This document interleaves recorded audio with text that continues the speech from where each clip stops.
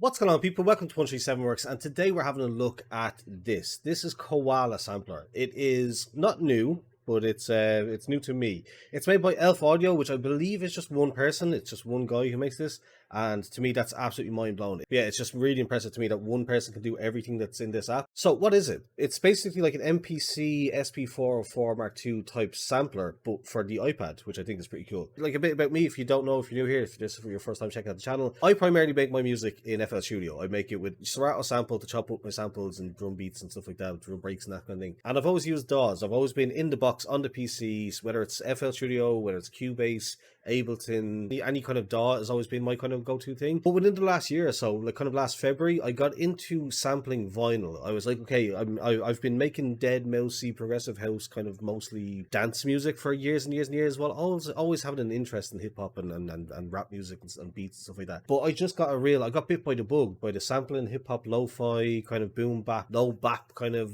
That whole thing just caught my attention last February, and I've just been hooked on it since. Like, I'm currently sitting next to like a record that I'm currently sampling and making a video on at the moment. But yeah, so I got into chopping up vinyls, and like, you know, I picked up an Audio Technica AT-LP 120 USB, and I picked up one of these, which is an Akai LPD 8 Mark II, I want to say. Yeah, Mark II, just to get those, you know, the tactile drum pad feel for when I'm chopping up my samples. Because realistically, I could never afford an MPC or an SP404. Like, the cheapest ones start at like 5, 6, 700 quid, and that's just not the kind of spare cash that I have lying around. So when I discovered this app, for I think it's about €5, the Samurai extension, which gives you the in-depth chopping abilities and all the kind of sample manipulation that you would want in this. Like, again, don't get me wrong, the basic version of it is absolutely fine, but yeah, the Samurai is like an additional kind of DLC, if you want to put it that way, like an expansion that adds on all the extra sample chopping and that kind of thing. That's an extra €4, and then if you want the mixer to be able to like mix things like as an actual mixer and add effects, I think it's like 16 effects, is another €5, I think, €5 or €6. So again, all of this for under €20 on an iPad that I already had. Now, don't get me wrong, the iPad is about 500 quid. It's an iPad mini 5th gen. Yeah, I picked it up during 2020, during COVID. Bought it initially for Procreate and drawing and stuff like that. But when I realized how powerful it was, I was like, there must be some kind of music making tools that you can pick up on this iPad. And sure enough, there's FL Studio, mobile version. There is, I think, most of the big ones, like Ableton has a I'm pretty sure has an iPad version. Obviously, Logic, the Mac 2, I believe, has a thing for the iPad. You've got GarageBand, which is the free one that comes with it. And I've tried GarageBand and I've tried FL Studio, and they were all fine. Like, no problems with them, wherever that, but just weren't for me. Like, the workflow, wherever that wasn't for me. This, however, on the other hand, has just been absolutely incredible. I don't know how I slept on it for so long. And the reason that I found it was actually really random is that my niece came in. My 10-year-old niece came into the room about a week or two ago. I was like, "Oh, Uncle Brian, look at this thing that I have." And she started showing me on her phone, and it's like a free, cheaper version of something like Koala, where there's pads on the screen, you can tap them, there's preloaded sounds and stuff. And that just put it back into my head, because I hadn't been thinking about it for ages. Again, I've been chopping vinyl, I've been making beats on the PC and stuff, and I just started looking into it, and I was like, samplers, I've been really getting in. Like, my YouTube recommended feed is just awash with MPC users and beat making and lo-fi. It's like Marlow Diggs, Accurate Beats, Mallow Beats, Nervous Cooks, obviously Cooking Soul, just that kind of stuff like that. It's just been fascinating to me recently to get into the idea of the hardware samplers, the MPCs and SP404s and stuff. But again, can't afford them, so this is the closest thing. So for under €20 to get all of them features, or the vast majority of those features, in one thing, in an iPad that I already own, is just seemed too good to pass up. So I picked it up, got all the extra features, and yeah, just been really enjoying it so far. So what I thought I would do to show off how I've been using it would be to just make a beat, essentially, just a simple beat, and show off some of the most used features that I use as I'm doing it. And yeah, if you're following the timestamps, this should be just where we're joining to get started on the beat. So, okay, this is going to be kind of a weird edit. I'm going to snip this in now before I start making the beat, just showing through some of the settings that I think are useful, because I think I skipped over that in the first take. I explained the outfit difference later in the video, but just for now, some options that I think you might want to use. So, one shot enabled by default, that kind of does what it says on the tin. If you don't have this selected, it's going to, when you tap on a sample, it's only going to play while your finger is on the sample holding it down, whereas if you enable one shots by default, it's going to have just tap it and it plays, and that's the traditional kind of way that you probably usually want it. Hold to record means that when you touch a pad by accident, it doesn't start recording to that pad, whether it's through the mic or whether it's resampling. Again, we talk about stuff like this later in the video. Yeah, it just means that you have to physically hold it and hold it and swipe up to record to record to that pad. So it's just handy for avoiding potential accidents. Count in just means that when you hit record, you get a little 4 or 8 bar, like, or 4 or 8 beat counting, essentially. So 1 bar, 2 bar, or none. It's none by default, which is absolutely mind-blowing to me. I don't know why anybody wouldn't want to count in, but that was their choice. Pitch knob snap to semitone. What that is basically the pitch knob when you are kind of searching through if you want to find it. Say you're using a sample that was taken from a record player that wasn't the best quality and it was kind of like a little bit running a bit too fast. It wasn't running at exactly 33.3 RPM, whatever it is. And you just need to make fine adjustments. You just uncheck this and then that'll give you from, let's just say like so plus 12 to minus 12. It'll give you the option to do it in increments, which is handy. Again, for the vast majority of purposes, you will only need the semitone one, but it's just a good option to have. So I'm going to just change it back. Import audio, Koala or system. That essentially just means that do you want to have Koala's built-in file picker come up when you press import, or do you want the Apple, the iPad interface, which some people might prefer. I prefer the Koala one personally. And then, yeah, just an obvious one, warn before deleting samples and sequences. Some of the actions can't be undone. So if you have the option to warn there, you should have that enabled by default. Okay, the next two options are going to be very specific to your setup, how you use it and stuff like that, so I won't go into all of that. Other than background audio is fairly simple. If you want to have the audio keep playing from the app, so if you're working on a song and you want to like go and browse Reddit or look at Twitter or whatever like that, it just means that the background will the beat that you're working on will keep playing in the background essentially. I like to go back to YouTube, maybe find another sample, so it's easier to just have it stop when I tab out. And so yeah, that's just something I find. MIDI, again, if you're using a MIDI input, like you plug it in via USB with an adapter or whatever, that's all stuff that you can do. I don't personally, so I won't touch on that. The last thing is just some settings that I've enabled in the settings here that I just think make it easier. So show EQ, again, I think it's a visual thing. I'm pretty sure it's just a visual option when you like to actually show the EQ. Show mute and solo. So again, bewilderingly, mute and solo here are disabled by default. So example, if you're playing and you want to do like a track mute on the pad or like pad mute,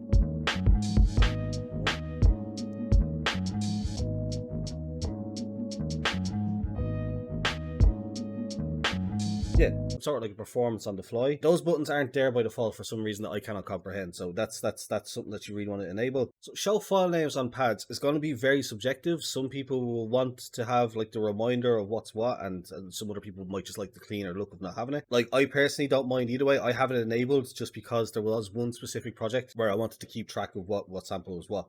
But it's just handy to have. Like again, if you wanted to have, say, this one and rename it, you can go into tools. Yeah, so say for example, so this is kick and this is aux kick as I call it. So let's just go kick, tools, label, and I can just change it to kick if I want to. And then this one to be aux kick because I just want to remember the difference between the two of them. I don't need that function per se. I can generally remember it's like, oh yeah, but especially if you get into using a ton of samples and you're on, say, pad B and there's like just a lot of random chops in there and you can't remember off the dome which is which, it's handy to have. Like again, looking at this when there's only a few samples, it's like, yeah, kick, aux, snare, two hats, open hat, sample, the horn, and then the little piano sound that I have. Like, not necessarily too hard to keep track of, but just as an option, it's good to have. Like advanced quantization options, again, that's how you get the advanced kind of options in here. Otherwise it'll just give you the BPM. I think that's such a crucial feature though, to have all these options, that I think that should be, if it's not enabled by default, it should be. Yeah, and then that's basically it. There's the other things there, like choose your background. You can choose a background image, you can make it look like an NPC or whatever like that. I think it's Nervous Cooks. I think it's Nervous Cooks is his name on YouTube, who I learned a bunch of this information from. He has his one set up to look like an NPC or 404 Mark II and stuff like that, which is really cool. Yeah, it's just that's it. Export big depth and then just shows the version. So I do have Samurai mode, which is the chops or the sampler and the mixer enabled. So that's just that. I just wanted to squeeze that in the start of the video because I touched on some of the stuff in this menu a little bit ago in real time as I'm recording this, but later in the video, and so I decided to stop and go back and chop this in at the start. So yeah, getting back to where we were. Cool. The simplest thing is, let's just start off. I've got a sample. I was playing King Spray, the VR app earlier on. I was doing a quick little thing in there, and the internet radio feature there's like a random, I think it was like soul or funk or 70s station or something like that. I had a song that like immediately caught my attention. The bass line, the kind of intro to it was just immediately got my attention. So I looked it up, I Shazammed it or whatever, and I found out that it's a song by Joni Mitchell. So the first thing that you do, and I'm going to have to stop the recording on the iPad for this because I need to record YouTube. So the first easiest way to get a sample is to open up any kind of sound source and to essentially just screen record. That's like as simple as that, as straightforward as it sounds, as dumb as it sounds, just screen record. So on the iPad, press record. In this case, the sample is right at the beginning of the song. It's just this kind of baseline intro to the song. Yeah, let's just basically, it's recording the screen now, so you should be able to play.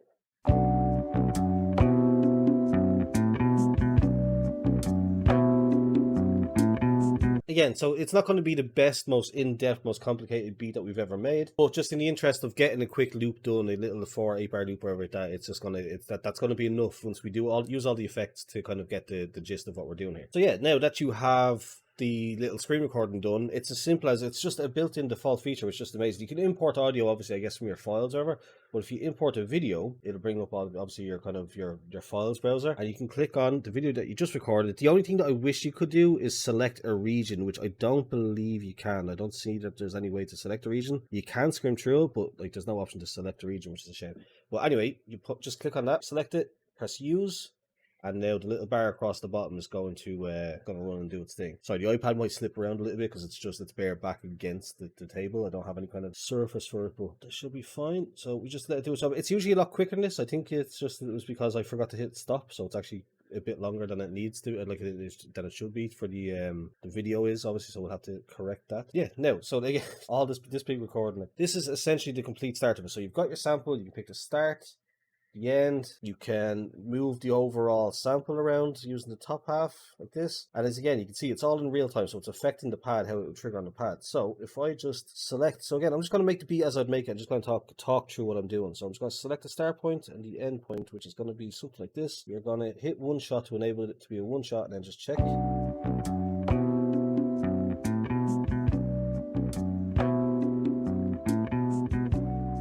So let's just say that's that essentially. So that's the loop there. That's all we need. So what I'm going to do now, since I don't need anything else, I'm just going to go into the other features here, press tools, and then just press bounce, which is going to make it just that. So we can go back to one shot and then just play it by itself.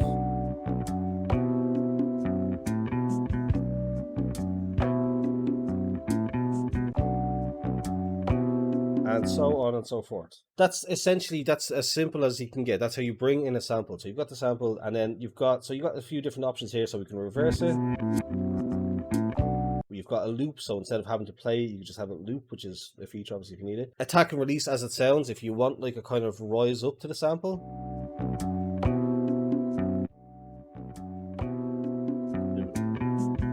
Yeah, that's basically that. Yeah, you've got release then, which is the same thing, where if you tap it, it'll slowly play off over time. But then one of the most useful ones that I think is deadly is essentially just a basic little filter. Tone just does what you might imagine what a filter might do. So you just basically do this.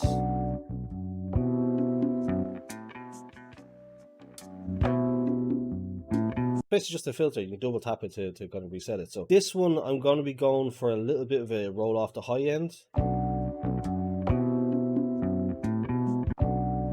Something like that. Doesn't have to be anything fancy. And then you've got your basic kind of volume, pitch, and pan. So that's kind of, self-explanatory. If you know anything about making music, it's just turn it up, turn it down, pitch up the volume. So I think I might do -3 semitones. That sounds pretty interesting to me.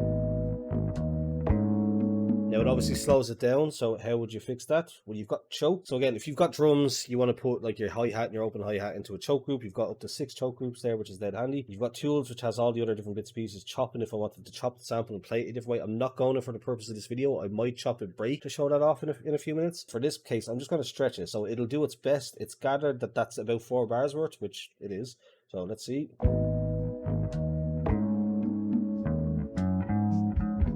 Now that's very slow. So what we can do is we can go into sequence from sample across the top here, and we can adjust the BPM. So I'm going to bring it down to like my kind of go-to. Also, it goes both ways as well. So you can go up and down to do like fine adjustments, or you can go left and right to give a big sweeping adjustment. So I'm going to give it put it at about 86, which tends to be somewhere around my go-to. Yeah, so that's that. So that's 86 now. You've got a little metronome. Okay, sorry about that. You might notice a weird like outfit change or scene change or slight different angle in the record and stuff like that. My phone battery died, which I'm using to record the top-down view of the iPad itself. Battery died as I was recording, so I had to stop, and that was last night. So I let it charge overnight, and kind of I'm going at it again now. So, but anyway, I think we left off with the sequencer. I think we were setting the tempo. So yeah, you set it to 86. So the record, or sorry, the sample was playing a little bit fast. So you set it to tempo. What else can you do here? So you can tap it.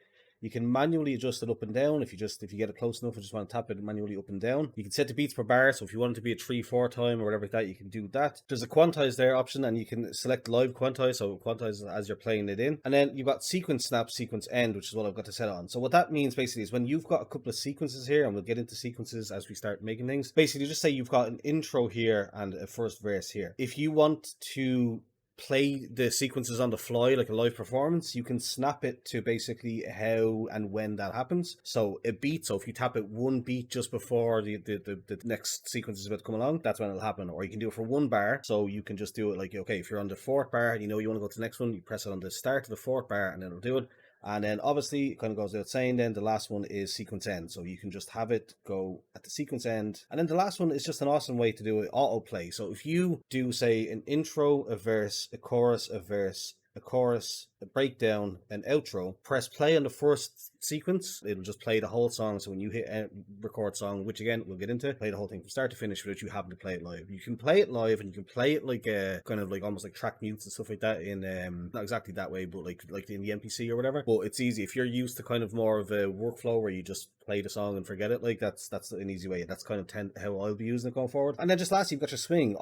There's no number for it, so you just listen to it by ear. I have it set to what I would say is 10-15% roughly, 20% maybe. And that just adds, again, if you know anything, this video isn't for complete musical beginners. If you're into boom bap and beat making, that kind of stuff, you know what swing is. Yeah, just kind of adds that little funk to your particularly your hi-hats, I tend to find. So that's that. So what we've done there is we've set the BPM to 86, and then this is how you turn the metronome on and off, obviously, itself. So say when we bring in some drum samples, that's how we'll get our tap tempo to tap along to, if you want to. Obviously, if you want to do it freehand, you don't need to. But yeah, so for the sequence then, so since we have the samples in, I'm just going to do the sequence stuff right, get it out of the way. So the sequence, the first thing that we're going to do is a 4-bar, we'll call it an 8-bar chorus, essentially. That's how I tend to track out my songs. I'll start with the chorus and then strip things away for the intro, the verse, and then pre-verse and stuff like that. So I'll get the full build up of the chorus as I'm going, and then strip things back to kind of do it. So we'll do this in 8-bar, so you can do 2, you can do it manually. Or what's cool and handy is that if you get 2 bars, you can double up and double up. So now we've got our 8 bars. That should be enough for the chorus. We can go back into sample mode, and again, so I think I was explaining this in the video. So you've got volume, pitch, pan, obviously kind of, again, basics of music. If anybody's ever worked with a DAW, you know this process. So let's just hear what we have. The sample I think might still be playing a bit too fast, but we'll check it out. Right, so that's what that's done essentially, is that it's auto detected when I press time stretch on it. It detected it as 1 bar, which is too fast. I think it might have been okay when it was at the faster tempo, but at the slower tempo here, it's too fast. So tap the top there, and you can change it to anything you want. It can be 1 bar, in which case it'd be you wouldn't hear anything. And then as far as 16 bars, and then custom, you can change how many beats and how many bars, starting off at 1 beat. So very customizable, very cool. These are just the time stretch kind of algorithms, I guess, for lack of a better term. These are just basically different ways of doing it. I won't show them all, but they're just the one. If you want just a basic clean time stretch to you just want your sample in time, I found that modern is the best way to go to, but you can press preview and preview them rather before you apply the change. So that's really cool. So yeah, we're going to just change it to 2 bars, and that should do it. So let's just see.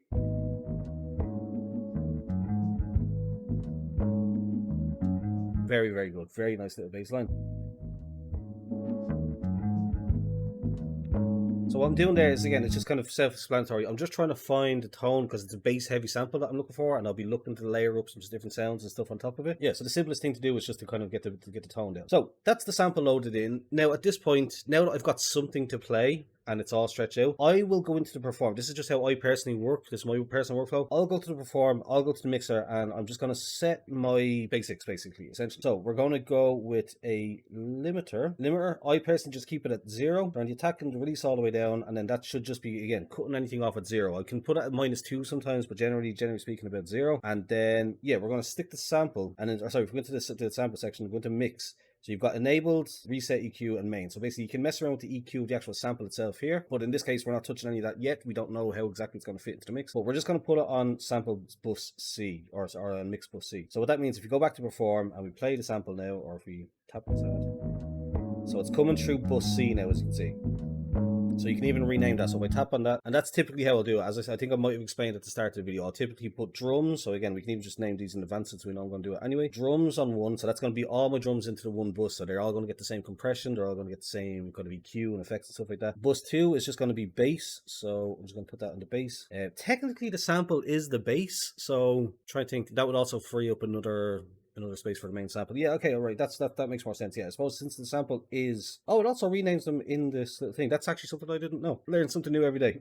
But yeah, so that's... yeah, since the sample is the bass, I guess it makes more sense there. So that's, yeah, fine. And so I'm just gonna... No, this is my OCD here. Everything has to be right. Capitalize the sample. D is typically for auxiliary samples. But yeah, so that's basically generally how I'll set up the mixer. Since there's only 4 tracks, you have to make it work. Now, don't get it twisted. There's a million ways to mix. Like each individual sample, again, if you go into the edit, you have the sample editions, but you've also got the mixing, so you can put your basic filters and stuff, and then you can get into resampling, and then that's just a limitless thing, which I'm sure I'll get into at some stage. This will probably be a long video. It is kind of me walking through everything that I know about Koala to try and kind of to make this beat. So with that said, essentially this is the main setup. So I'm going to stick just a compressor on the sample. Again, I'm going to do some generalized settings that I know tend to work, and then just adjust them from there if we need to. Something like this, a very fast attack, medium delete, and we'll just throw in some makeup gain there as well. So what I'll do here just to start off is I'll play and record a sample so we have a sequence to play when we're going to be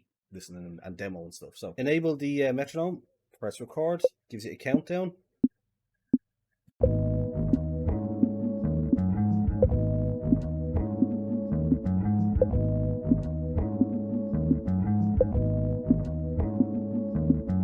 Another cool feature here. So if you go in here now and select everything, it's a bit finicky and frustrating. I would rather that it was able to do what I'm going to explain easier. But basically, if you press the legato, now it doesn't do the last one, which again is just a bit frustrating. I wish it was a bit more kind of intuitive than that. So now you've got this. You can just simply highlight all these, and instead of pressing copy and paste, you can just repeat them. So now for the full 8 bars, it's going to play the sample.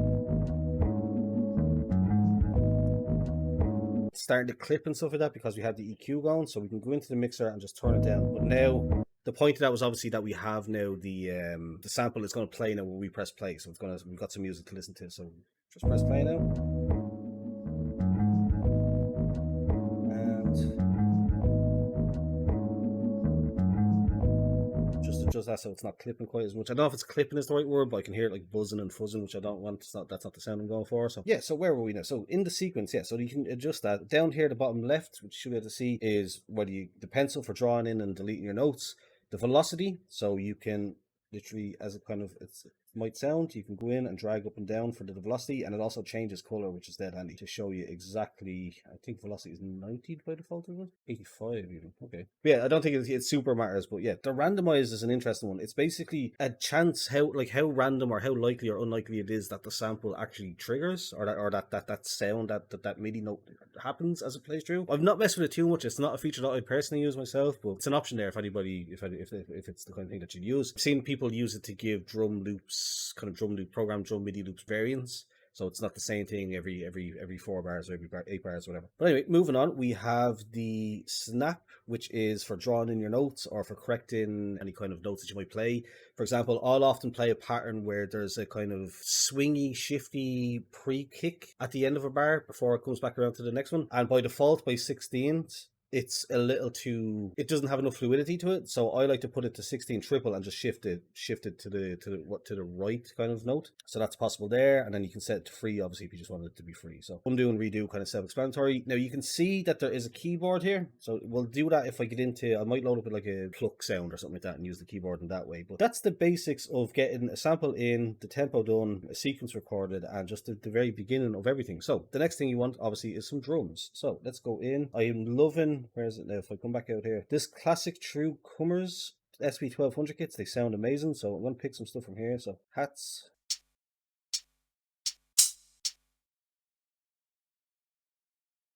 So I like this one here. I'll just drag that in. You can obviously just drag it in again, but the easiest thing to do probably is to just, if you want to duplicate it, so you've got, is to just copy and paste it like that by dragging it across. There's also open hats, which I don't use a ton in my work, in my tunes. Like, they're not usually used, but like, I don't mind that one though. That does sound like a good realistic opening happen. and it's pretty close. Now I might adjust that and stuff, and again we'll go into the sampling aspect of that later. For now, yeah, there's some good sounds to have together. Okay, I don't love any of these per se, but this one is pretty decent, so we'll throw that in there. And then the same thing, just for that auxiliary kick I was talking about, as I call them, we'll leave that there. Lastly, just a snare, some kind of snare. It's quite a mellow, laid back kind of bass, heavy sample. So I'm looking for a kind of a less attacky, snappy, mental sounding snare. That's not bad.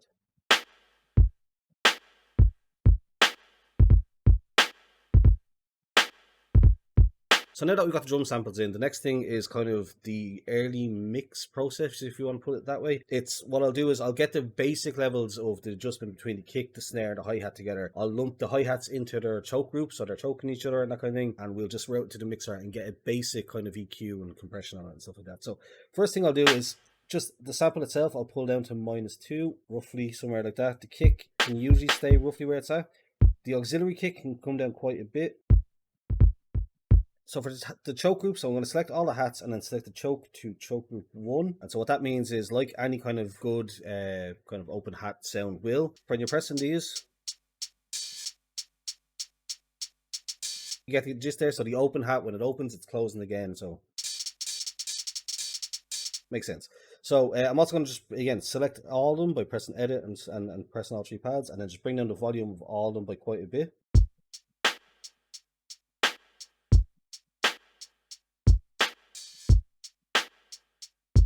Yeah, nice little pattern there. So that sounds good. So next thing, again, we're going to go back to mix, hold down edit, select all the drums, and assign them to drums. So kind of straightforward. What we can do then is if we play in the pattern to the sample, again, it doesn't need to be perfect. It doesn't need to, it doesn't need to be the final thing that we do. We can make some tweaks, but just to get something playing on so when we go to the mixer, we can actually adjust the volumes like that. So I'm just going to do the same thing. So keep the...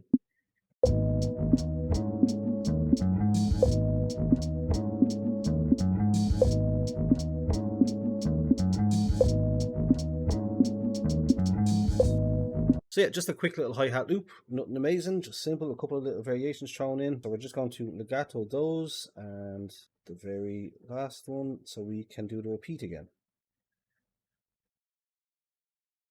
This is one, there's not many problems that I have with the app, but the finickiness of some of the notes here, if you're not like really well zoomed in, is just, it can be very, like, I'm just trying to extend this and move it back one. Like, why is it so difficult? Like, and then you grab it and then it does it, and then obviously you can just delete it and type it like that, but just again, just an example of the fact that it's not perfect, it does have a few issues, but that should be that. And if we play it through now, we have...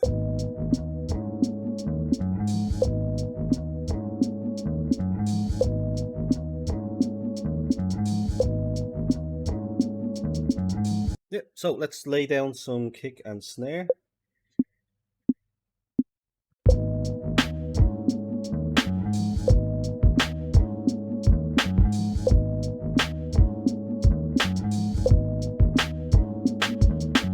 Nice little, again, nothing amazing, nothing special, but a nice little flow to kind of bounce along to.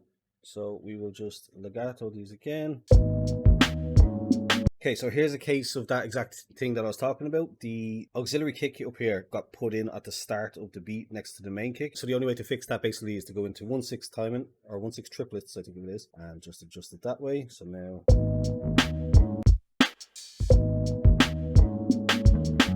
okay, perfect. So I just need to legato. All right, with that little fix done now, we can go in, and since it's been legatoed, we can repeat. And so now, in theory, we should have a nice little bass, little smooth bass line being played with a lovely little kind of drum pattern for 8 bars, which would be the full chorus, essentially.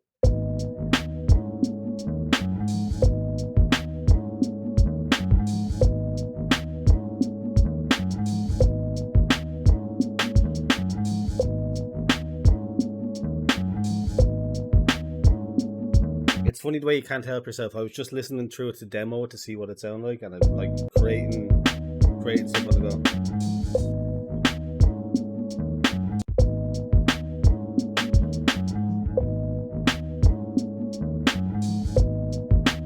So, cool little loop. Let's get into some, again, this is part of my workflow. This is how I work to kind of bed things in and have a place to have an easy kind of audio space to work in. I like to kind of just do a little bit of early mixing. So if we solo out the drums, we can start to work on them. So just need to turn off the tap tempo.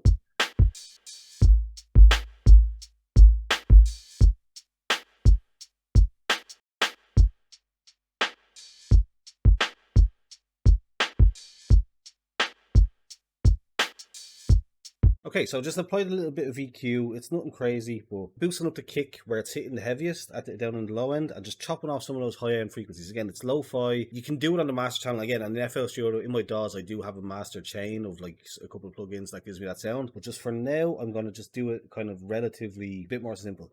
So next up, we are going to throw on a compressor. Again, using these generalized one size fits all for the most part settings, and then we can adjust from there.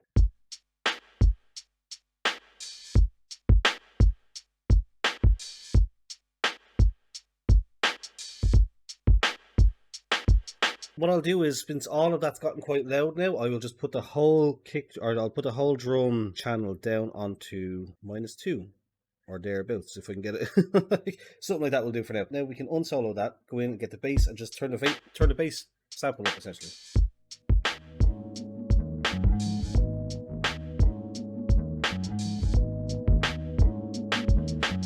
Now what's standing out to me is that the snare drum is still hitting a bit too hard, so we are going to adjust that real quick. So the snare drum can come again from 2 down to say -3 and see how that sounds. Just another dB.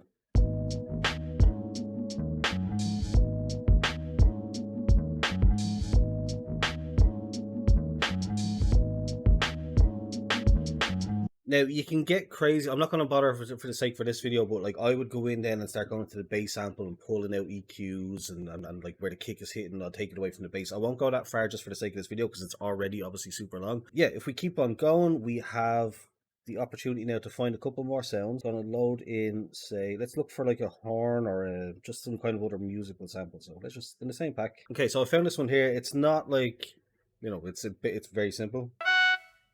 But this will give me an opportunity to show off how to do the famous 16 levels, old school New York kind of horn trick. So if we throw that in here as a sample, so we have this little horn thing here. So this is where I'm going to show off resampling. So if I open, or if I close the edit page, you can see here there's an option that says mic. If I change it from record from mic, so it's instead of it picking up anything that the iPad's mic picks up, we can have it set to resample from the app. So that means that anything that we play will be recorded onto the pad that we select essentially. So what I'm going to do is I'm going to hit record on the pad, and we're going to go from perform into these kind of mix settings here. And again, these are all just different options. They're self-explanatory. Again, this isn't a beginner's music tutorial. If you don't know what reverb is, you're watching the wrong video. Yeah, if we go to reverb and hold it, so that's got, again, the difference there is if you let it go, it's gone. If you press hold, select the effect that you want, press the sample. So that just gives it a little bit of a tail. Bounce this again. We can get rid of the original one since we don't need it anymore. So now with this one, you could obviously create 4 samples, adjust the volume and do it that way, but the easiest way that I found to do it, that's the most efficient. Okay, so now that we have the sample chopped, I kind of did it, I bounced it and took off some of the start and the end and stuff like that. We can obviously, so there's a couple of ways of skinning the cat here when it comes to getting this old school New York sound. You can duplicate the track a couple of times and lower the volume every time, or what you can do is make use of the keyboard feature. So that's, I touched on that briefly earlier on. Koala has a keyboard feature which is quite in depth, has a lot of different scales, different options. But a lovely one that it has is if you go and you open up, press the keyboard, press the sample that you want to use. Now, by default, it opens up with this one. I don't know why it does that, but by default, you would think if you're opening the keyboard, the default one that you'd want is the keyboard. Does what it says on the tin. You can change the scales. That's all well and good, but obviously it's not what we're looking for. We're wanting a velocity change. So what this does is essentially, as it says on the tin, the note that it's playing, it's going to do it from loud to quiet. So, and there you have it. That's the traditional kind of New York 4 horn stab thing. So we obviously need to make sure that the actual sample is in tone, is in the same like tune as the sample. So let's see.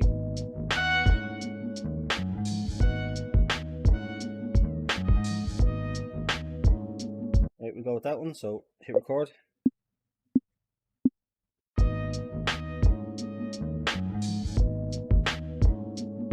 So what you'll notice now is that when you look at the notes that you just recorded in the kind of like little piano roll thing here, they've got their colors associated with their velocity essentially. So we can do this now, and obviously there's the full 8 bars, so I don't want it playing every one. So what I can do here is, because I don't want it repeating every bar, I can copy instead and select specifically the bars that I want to put it on. Now, again, it's very finicky when it comes to these notes. I'm sure if you're using like an Apple Pencil or something like that, it wouldn't be an issue, but yeah, it is. So we'll just copy these again, copy, paste, and then that should work. So to get back out of here, you just unclick the little keyboard icon, and then that brings you back out to your overall sequence view, essentially. In theory, I should play this. We should have our sample, our drums, and a lovely little New York style horn. So let's see.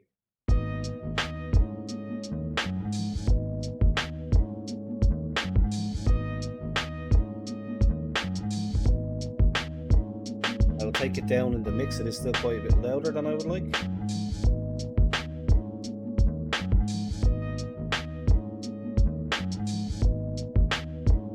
I'm kind of thinking that it could use like 8 instead of 4, where it just like it slowly gets quieter, but I'll leave that for now for the sake of the video. So that's that. So trying to think what else could we add. Let's see. Okay, I have a rough idea for this sound that I've just found here.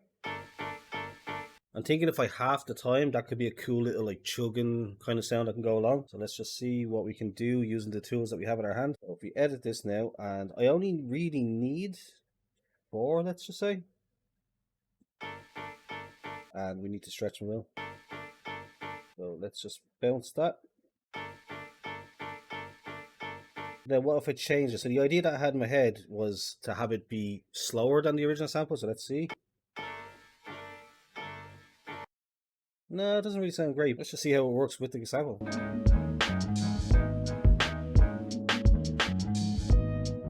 Okay, so I found out that -6 semitones on the pitch seems to be about where it's good. We are going to just do a little... So I want to hear just this by itself. An easy way to do that is there's mute and solo here. This is something that I probably should have said at the beginning. I do apologize. There's a couple of options that aren't enabled by default that I do find to be handy. If you go to the little burger menu up here, yeah, so if you didn't have the mute and solo buttons there, the tutorial that I went and cut back in at the start should sort that for you. So I want to just solo out this so I can just hear it by itself. So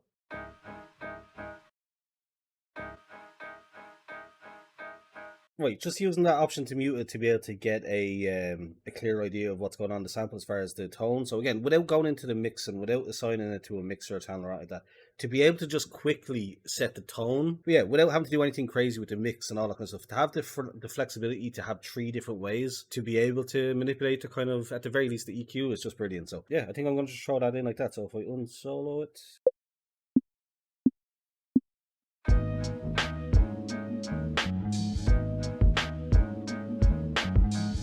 Okay, so I'm going to do a little bit more resampling. So I'm actually going to I stuck a little bit of crushing on it. So I'm just going to enable this pad to hold. I'm going to just normalize it because it's quite quiet. And then I'm going to just press it with the crush, just a tiny little bit of crush enabled. It's a bit crusher essentially, the crush. Yeah, just reorganizing things. It sounds crazy because I kind of normalized it, but again, we can go in and just bounce this. Again, you don't need to do this, it's good practice sorting.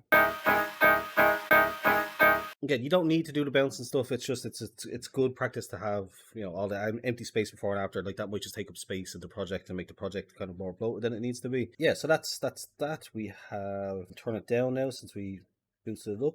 And then I think we just press, remember to always undo your hold, because again, if I had left that on, let's just do it to an extreme degree. When I press sequence, you get this crazy. Again, it sounds real good in lo-fi if that's what I'm going for, but it's not necessarily what I'm going for just yet. So let's just record that in essentially.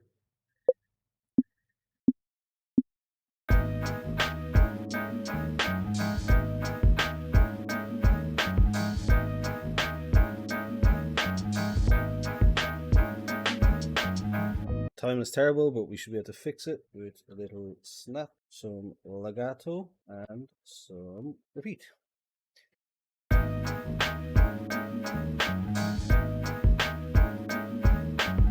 Yeah, so next thing, so obviously just gonna pull the volume down a bit.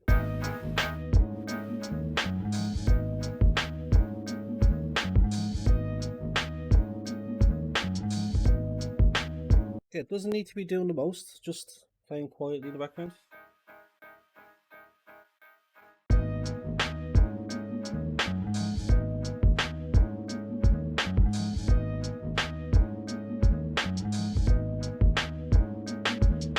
I'm thinking now something like a ride. I have to say one thing that's not my absolute favorite in the world is that the volume inside the actual browser here is like full whack. It's full system volume and it's very much so louder than everything else. Very hard on the ears after a while of searching, particularly through anything like symbols or rides or crashes or anything like that. It's a lot. Like yeah, just looking for a nice little Jesus.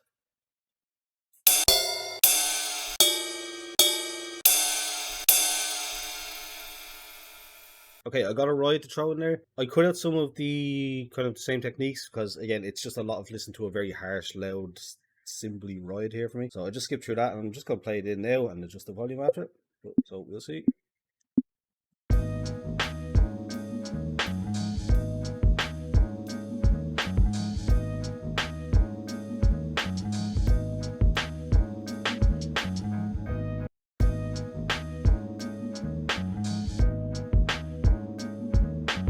I have actually what you call my sounds, which are just like some things that I've created. So I've got my crash here, which is again going to be very loud, so apologies. Turn on the volume way in advance. We should get something workable. So this is just a crash that I made in like to resample it and stuff like that in Koala using the crash that I know from one of my packs that I have downloaded that I like. And it's basically just it repeat. It's got a delay on it, so it goes. Tss, tss, tss, and some reverb to kind of drag it tail a bit. It's just it's a go-to kind of staple sound in my beats. So yeah, keep an eye out for it. You might notice it in future. Now that I've mentioned that, but let's just do this.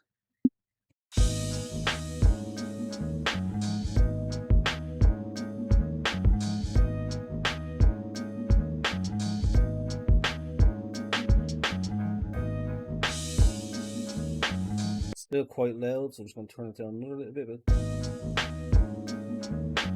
So, like right there, you've got the makings of a basic little beat. So let's just go from there, because again, I'm looking at this recording now. This session alone tonight is an hour, so I'm gonna have a lot of editing to do, and it's been a long video. So I hope you are sticking around and you find it enjoyable. This is where we get into now. We've got this basic loop. Let's just check it out again. It's 8 bars.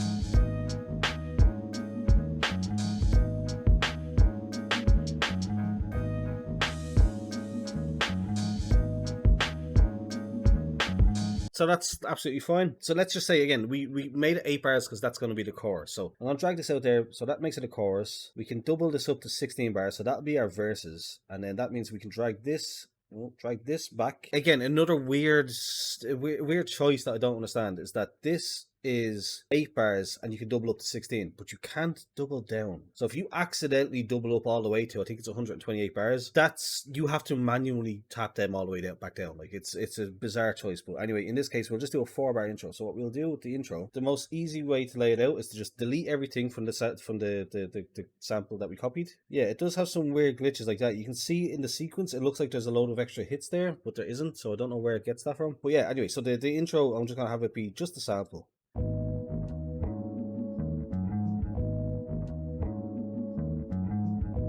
And what I'll typically do is I'll just steal the hi-hat. So let's just say the hi-hat from the end of the bar, the hi-hat pattern from the last 4 beats of the bar.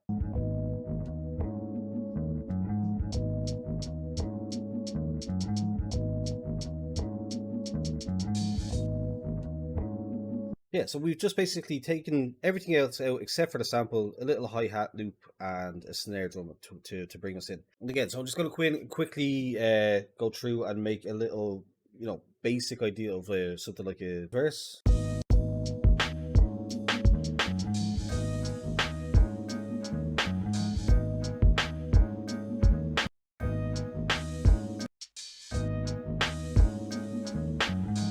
Okay, it's a little finicky, all the little note placement and stuff that you have to do, especially with how kind of awkward the piano roll thing can be. It's not perfect, but I've created a little flow of just something that kind of roughly resembles a beat. So if I go in, sequence end, auto play, and let's just play what we have. This is essentially just a simple thing. This is essentially the gist of how it all works. This is everything that you need to know, and then I'll show you one more tip towards the end for how to kind of end the song and fade the song. And yeah, that'll be that. So let's just go and see what we have so far.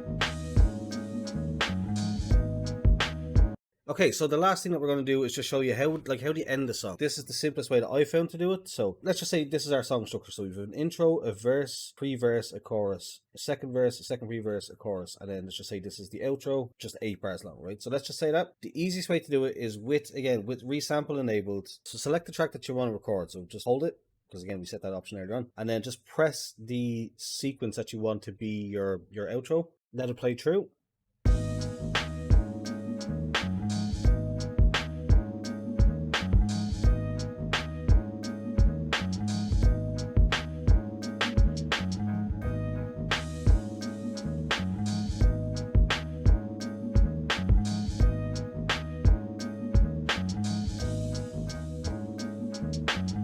Okay, when that's done, stop recording on your pad, edit it.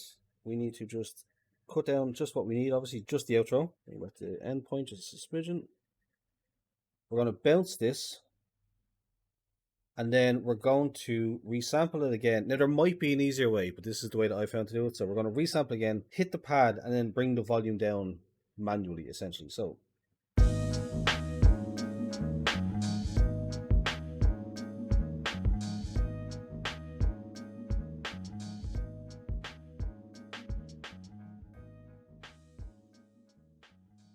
there you go, and you can just bounce this again. Again, you don't necessarily need to do the bounce step every stage. It's just for keeping it clean. And then something else that you can do that I like to do is to stick on a filter. So it's just like a kind of a filter that takes away the high end as it comes down. So perform, hold. Now this is a new sequence. So start recording again, and we are going to select the filter here. So this is where, so we know where the filter is. So now hit the pad when you're ready to record it, obviously. But for the perform, we're going to press hold, and then it's going to be the filter. So we're going to drag the filter down. So press start.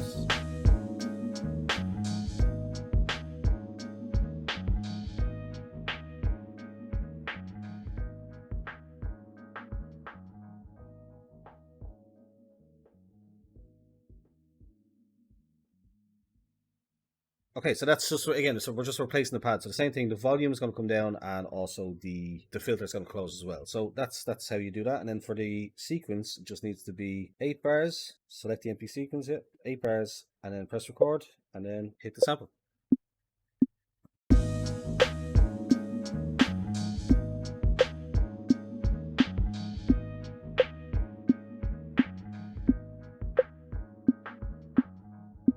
As simple as that, basically. Now again, it looks a bit weird because there's only one hit. Yeah, so that just means that when this plays out and it goes on to the last sample, to the outro, let's just skip ahead.